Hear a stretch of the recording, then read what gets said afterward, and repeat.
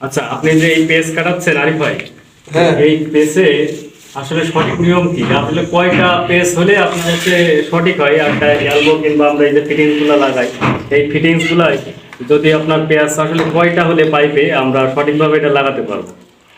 Perfect হবে 11টা। এর চেয়ে 2-1 পিস কম হলে সমস্যা হবে না, কিন্তু বেশি হলে সমস্যা হবে একটা। আপনার যদি বেশি পেস থাকে, দায় থাকে, আমরা টাইট দেওয়ার ক্ষেত্রে যদি মনে করি বেশি আছে পেস, আমরা টাইট দিলে ফেটে যাবে। আচ্ছা।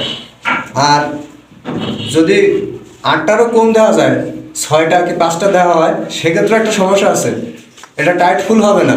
আবার ওই সময় যদি ফুল টাইট দেওয়া হয় তখন ফেটে যাবে। আর যদি যেটুক যে 6 পিস অথবা 5 পিস পেজ আছে, ওতে যদি আমরা ফিটিং করে দিই তাহলে খোলে গ্যাপ থাকবে এবং ওতে আয়রন আটকাবে। আচ্ছা, তাহলে এখন মোট কথা হচ্ছে আমাদের পেঁয়াজ তাহলে কয়টা দেওয়ার দরকার? 8 থেকে 11-র ভিতরে রাখতে হবে। 8 থেকে 11, মানে কম